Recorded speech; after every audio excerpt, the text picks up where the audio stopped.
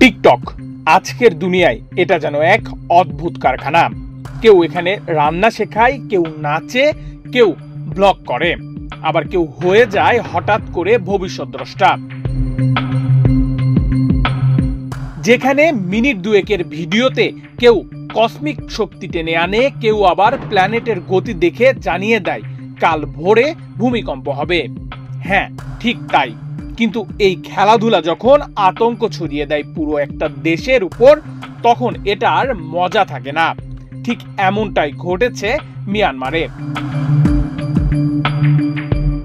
মাত্র কিছুদিন আগেই 7.7 মাত্রার বিধ্বংসী ভূমিকম্পে কেঁপে উঠেছিল পুরো মিয়ানমার।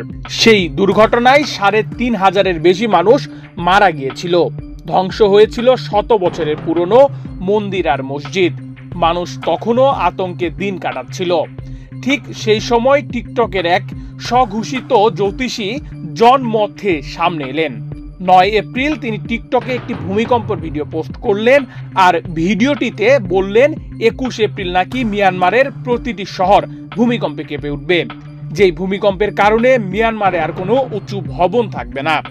এই কথা বলেই সে সকলকে প্রস্তুত হতে বলে।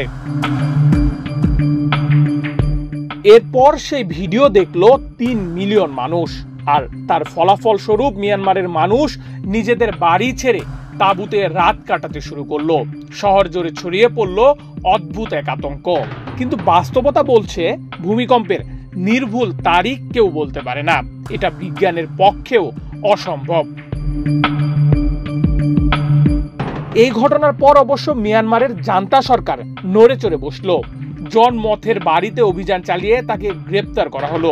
অভিযোগ ছিল জনসাধারণের মধ্যে আতঙ্ক সৃষ্টির উদ্দেশ্যে মিথ্যা প্রচার। আর একই সাথে তার 3 লাখের বেশি ফলোয়ার টিকটকের অ্যাকাউন্টও চিরতরে বন্ধ করে দেওয়া হয়েছে। ভবিষ্যৎদ্রষ্টা সাজতে গিয়ে তিনি পরিণত হলেন বন্দী এক মানুষে। টিকটক আমাদের বিনোদন দেয়, ঠিক আছে, কিন্তু যখন অবিবেচক কিছু মানুষ মিথ্যার বীজ বুনে আতঙ্কের ফসল ফলায়, তখন সেটা শুধু একজনের সমস্যা নয়, পুরো সমাজের সমস্যা হয়ে দাঁড়ায়।